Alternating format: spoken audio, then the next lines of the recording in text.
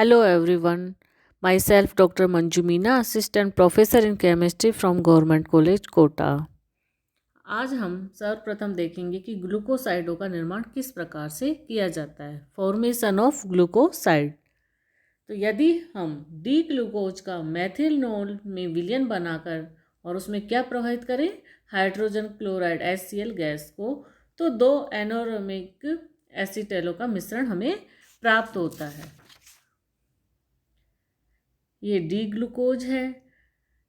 इसकी हेमीएसिटाइल संरचना निम्न प्रकार से होती है, जिसमें कि फर्स्ट और 5 नंबर के कार्बन CHOH और यहाँ O के द्वारा जुड़े रहते हैं। अब यदि इसमें हम मेथेनॉल की प्रेजेंस में कौन सी गैस प्रवाहित करें, HCl, तो हमें प्राप्त होता है एक तो मैथिल अल्फा डी ग्लूकोपाइरेनोसाइड और इधर बीटा मतलब मैथिल बीटा डी ग्लूकोपाइरेनोसाइड। तो ये दो एनोमेरिक एसीटेलों का मिश्रण प्राप्त करते हैं, जिसमें कि मैथिल अल्फा डी ग्लूकोपाइरेनोसाइड का मेल्टिंग पॉइंट होता है 165 डिग्री सेंटीग्रेड एवं उसके विशिष्ट घूर्णन का मान कितना होता है, +158 डिग्री।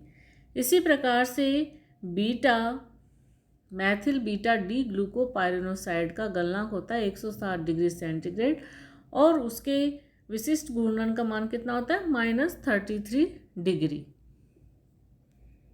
तो कार्बोहाइड्रेट के इस प्रकार से बने एसीटेल का एक सामान्य नाम दिया गया है, वो क्या है, ग्लूकोसाइड। अतः ग्लूकोज के एसीटेल को हम ग्लूकोसाइड व मैनोज के एसीटाइल को क्या बोलते हैं, मैनोसाइड, व फ्रक्टोज के एसीटेल को फ्रक्टोसाइड कहा जाते हैं। अब हम देखेंगे mechanism of formation of glucoside. तो ग्लूकोपाइरेनोज से मैथिल ग्लूकोसाइड बनने की क्रियाविधि को हम निम्न प्रकार से दर्शा सकते हैं। ये क्या है, बीटा डी ग्लूकोपाइरेनोज। तो इसकी जब HIN की प्रेजेंस में क्रिया करते हैं तो क्या होगा, इस वाले ऑक्सीजन पे एक H जुड़ जाएगा और यहाँ कौन सा चार्ज आ जाएगा, +4। सेकेंड स्टेप में क्या होगा कि जो लोन पेयर है यहाँ बॉन्ड बनाएंगे और यहाँ से H2O निकल जाएगा, तो हमें निम्न प्राप्त होता है। अब ये वाला डबल बॉन्ड वापस से टूटेगा और यहाँ पर मैथेनॉल अणु अटैच हो जाएगा। तो ये दो प्रकार से हो सकता है। फर्स्ट पोजीशन में क्या होगा कि इस प्रकार से जुड़े इक्वेटोरियल पोजीशन में, और सेकंड स्थिति क्या हो सकती है, एक्सियल पोजीशन में ये जुड़े मैथेनॉल। नेक्स्ट स्टेप में क्या होगा, यहाँ से HIN निकल जाएगा और यहाँ क्या जुड़ जाएगा, OCH3। तो ये क्या बनता है, मैथिल बीटा डी ग्लूकोपाइरेनोसाइड। और जब एक्सियल पोजीशन से यहाँ से H रिमूव होता है तो हमें क्या प्राप्त होता है, मैथिल अल्फा डी ग्लूकोपाइरेनोसाइड। तो इस प्रकार से ग्लूकोसाइड का निर्माण होता है। चूँकि ग्लूकोसाइड एसीटाइल या कीटैल होते हैं, अतः ये क्षारीय विलयन में तो स्थायी होते हैं, लेकिन अम्लीय जल में ये जल अपघटित हो जाते हैं। एक ग्लूकोसाइड की अम्लीय जल अपघटन से बने अल्कोहल को हम एग्लाइकोन कहा जाता है। जैसे ये ग्लूकोसाइड है, ये एक क्षारीय विलयन है तो यहाँ पर स्थायी है, लेकिन जैसे ही हम एसिडिक मीडियम में हो जाएगा तो यहाँ से R रिमूव हो जाएगा और यहाँ ROH बनेगा और यहाँ पर OH बन जाएगा। इसे हम बोलेंगे एग्लाइकोन। अब हम देखेंगे फॉर्मेशन ऑफ ईथर्स। तो जो मोनोसैकेराइड इकाइयों में एक से अधिक हाइड्रोक्सी समूह की उपस्थिति के कारण अल्कोहलों की तुलना में ये प्रबल अम्लीय हो जाते हैं, क्योंकि यहाँ पर उसकी तुलना में ज़्यादा हाइड्रोक्सी समूह उपस्थित है, अतः इनका ईथरीकरण आसानी से हो जाता है। जैसे यदि हम मैथिल ग्लूकोसाइड को जलीय NaOH विलयन में डाई मैथिल सल्फेट के साथ अभिकृत करवाया जाए तो पेंटामेथिल व्युत्पन्न बनता है। ये क्या है, मैथिल ग्लूकोसाइड।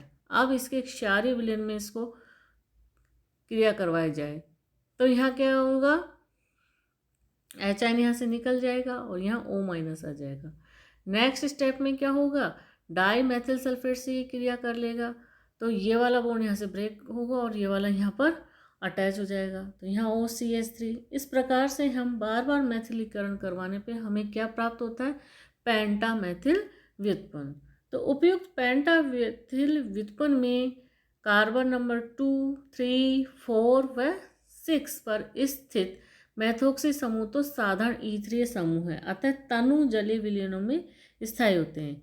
ईथरीय बंध को केवल सांद्र HBr या HI के साथ गर्म करके ही विघटित किया जा सकता है, लेकिन जो C4 मैथोक्सी समूह है उपस्थित है वह इन चारों मैथोक्सी समूहों से भिन्न है, क्योंकि यह ईथरीय समूह नहीं है, वरन क्या है, एसिटाइल बंधन का एक हिस्सा है।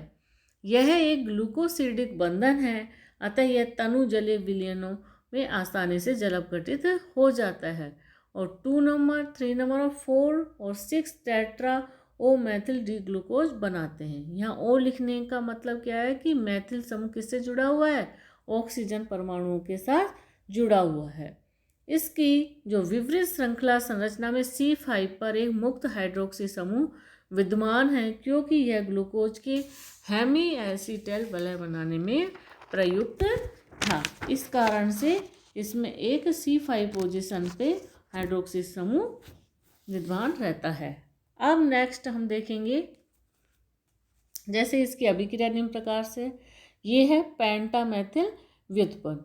अब हम इसका जलीय अपघटन करवाएं तो क्या होगा,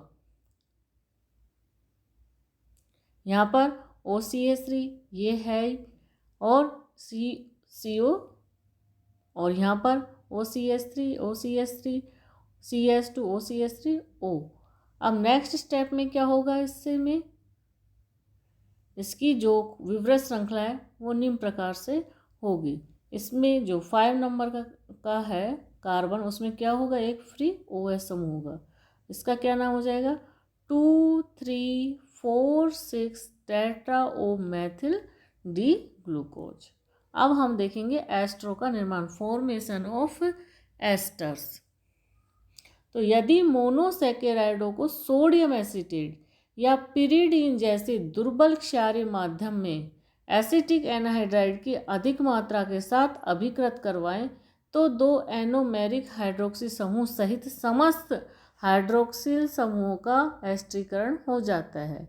अब यदि अभिक्रिया हम निम्न ताप पर, माना कि 0 डिग्री सेंटीग्रेड पर संपन्न कराएं तो अभिक्रिया त्रिविमीय विशिष्ट या स्टीरियो स्पेसिफिक होती है, अर्थात अल्फा एनोमर से अल्फा एसीटेट ही बनता है, जबकि बीटा एनोमर से बीटा एसीटेट प्राप्त होता है। अतः क्या होगा, जो अल्फा डी ग्लूकोज है वो पिरिडीन की प्रेजेंस में किस में कन्वर्ट हो रही है, अल्फा ग्लूकोपेंटा एसीटेट। पांचों पर कौन से समूह जुड़ रहे हैं, एसीटेट वाले। अब हम देखेंगे राइबोस की संरचना। राइबोस एक बहुत ही महत्वपूर्ण एल्डो पेंटोज है जो कि राइबो न्यूक्लिक अम्ल या RNA में पाया जाता है। इसके अणु में एक एल्डिहाइड्रिक समूह व 4 हाइड्रोक्सिल समूह पाए जाते हैं, जिनकी जानकारी ग्लूकोज की भांति रासायनिक अभिक्रियाओं से होती है। यदि हम D+ ग्लिसरॉल्डिहाइड से प्रारंभ करके राइबोस का संश्लेषण करवाएं तो D- एरिथ्रोज के कीलियनी संश्लेषण में राइबोज व एरिबिनोज का मिश्रण प्राप्त होता है, जो कि हमने प्रीवियस लेक्चर में देखा था। राइबोस का नाइट्रिक एसिड के साथ ऑक्सीडेशन कराने पर जो डाइकार्बोक्सिलिक अम्ल बनता है वह ऑप्टिकली इनएक्टिव होता है। तो इससे निष्कर्ष निकलता है कि राइबोस की संरचना निम्न प्रकार से होती है। ये क्या है, एन पेंटेन। तो यदि हम राइबोस का क्रिया करवा के किससे करवाएं, HCN से, तो क्या प्राप्त होता है हमें, साइनोहाइड्रिन। इसी प्रकार से ब्रोमीन जल की उपस्थिति में इसका ऑक्सीडेशन करवाएं तो क्या हो जाएगा, यहाँ पर राइबोनिक एसिड प्राप्त होता है। फिर HNO3 से करवाएं तो ट्राई हाइड्रोक्सी ग्लूटारिक अम्ल हमें मिलता है। और यदि हम इसका अपचयन कराएं तो पहले किस में कन्वर्ट होता है, एडिनिटोल, और अधिक करवाने पे किस में कन्वर्ट हो जाता है, राइबोनोज एन पेंटेन में कन्वर्ट हो जाता है। तो ग्लूकोज की भांति राइबोज की भी 10% तक ही विवृत श्रृंखला संरचना होती है। अधिकांश यह क्या होता है, चक्रीय हेमी एसिटाइल संरचना में ही रहता है। पूर्ण मैथिलीकरण के बाद ऑक्सीकरण से बने उत्पादों के विश्लेषण से ज्ञात होता है कि राइबोज की 5 सदस्य युक्त फ्यूरेनोस संरचना होती है। इसकी संरचना को हम निम्न प्रकार से लिख सकते हैं। ये क्या है? अल्फा डी राइबोफ्यूरेनोस, जिसमें HOH फिर HOH और जो ये वाला है इसमें CH2H ऊपर की तरफ है। तो मतलब ये अल्फा डी राइबोफ्यूरेनोस का स्ट्रक्चर है। नेक्स्ट हम देखेंगे डीऑक्सीराइबोस की संरचना। तो न्यूक्लिक अम्ल के डीऑक्सीराइबो न्यूक्लिक अम्ल का एक महत्वपूर्ण भाग है। डीऑक्सीराइबोस उस शर्करा को डीऑक्सी शर्करा कहते हैं जिसमें कि एक हाइड्रोक्सिल समूह के स्थान पर क्या उपस्थित हो? एक हाइड्रोजन एटम प्रेजेंट हो। राइबोस के C2 वाले OH के स्थान पर क्या प्रेजेंट होता है? हाइड्रोजन के प्रतिस्थापन से डीऑक्सीराइबोस प्राप्त होता है।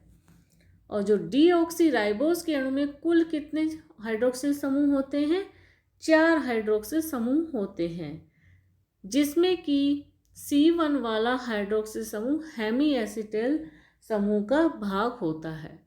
DNA अणु में यदि ग्लूकोसिडिक बंधन द्वारा क्षार जैसे कि प्यूरिन है, पिरिमिडिन जुड़े रहते हैं, तो C3 व C5 के हाइड्रोक्सिल समूह फॉस्फोरिक अम्ल मोइटी के साथ जुड़े रहते हैं। अतः C2 ही एक ऐसा कार्बन बचता है जिसमें OH समूह का क्या होता है? प्रतिस्थापन हाइड्रोजन के द्वारा हुआ होता है। अतः डीऑक्सीराइबोस की संरचना को हम निम्न प्रकार से दर्शाते हैं, जिसमें कि जो सेकंड नंबर का कार्बन है वो हाइड्रोजन के OH हाइड्रोजन के द्वारा विस्थापित हो जाता है। नेक्स्ट हम देखेंगे डाइसैकेराइड। तो वे शर्करा जो जल अपघटित होकर कितने मोनोसैकेराइड की मॉलिक्यूल देगी? 2। तो उन्हें हम क्या कहेंगे? डाइसैकेराइड। तो समस्त डाइसैकेराइड कैसे होते हैं? क्रिस्टलीय ठोस होते हैं और स्वाद में मीठे होते हैं और जल में विलयशील होते हैं। और ये भी 2 प्रकार के होते हैं। फर्स्ट है अपचायक शर्करा या रिड्यूसिंग शुगर और सेकंड है अनअपचायक शर्करा या नॉन रिड्यूसिंग शुगर्स। तो हम जानते हैं कि मोनोसैकेराइड मैथिनोल के साथ क्रिया करके मैथिल ग्लूकोसाइड बनाते हैं। चूँकि मोनोसैकेराइड स्वयं भी हाइड्रोक्सी होते हैं, अतः ये परस्पर एक दूसरे से क्रिया करके भी ग्लूकोसाइड बना सकते हैं। इन ग्लूकोसाइडों का एग्लाइकोन भाग भी एक सैकेराइड की इकाई ही होता है। वस्तुतः इस प्रकार के ग्लाइकोसिडिक बंधन अथवा ग्लाइकोसिडिक लिंकेज के कारण ही डाइसैकेराइड बनते हैं। इस प्रकार के कई डाइसैकेराइड प्रकृति में पाए जाते हैं, जैसे कि सुक्रोस है, लैक्टोस है और पेंटोस है आदि, जिनका कि हम यहाँ पर संक्षिप्त विवरण देखेंगे। सबसे पहले हम देखेंगे सुक्रोज अथवा इक्ष्यु शर्करा अथवा शक्कर, सुक्रोज और केन शुगर और शुगर। तो सुक्रोज का क्या होता है? अणु C12H22O11 का हमारी दिनचर्या में महत्वपूर्ण योगदान रहा है, इसलिए यह अत्यंत ही औद्योगिक महत्व का है। इसका प्रमुख स्रोत क्या है? गन्ना या शुगर केन। तो शुगर केन के रस को सांद्र करके उसमें से सुक्रोज को क्रिस्टलीकृत रूप में प्राप्त किया जाता है। सुक्रोज के क्रिस्टलीकरण के बाद जो मात्र द्रव बचता है उसे हम क्या बोलते हैं?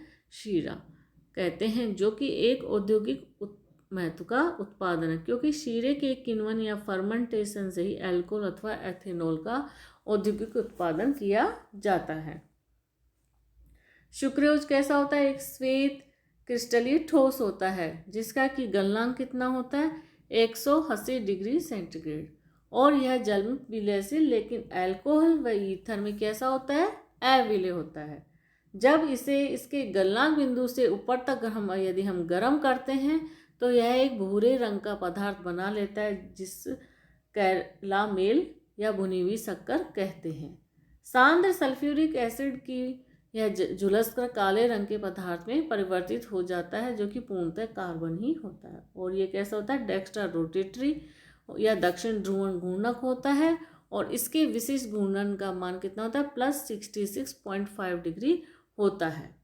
यह डाइल्यूट अम्लों के साथ इसका जल अपघटन होता है और अल्फा डी ग्लूकोज तथा या डी ग्लूकोज तथा डी फ्रक्टोज का सम अणु मिश्रण प्राप्त होता है।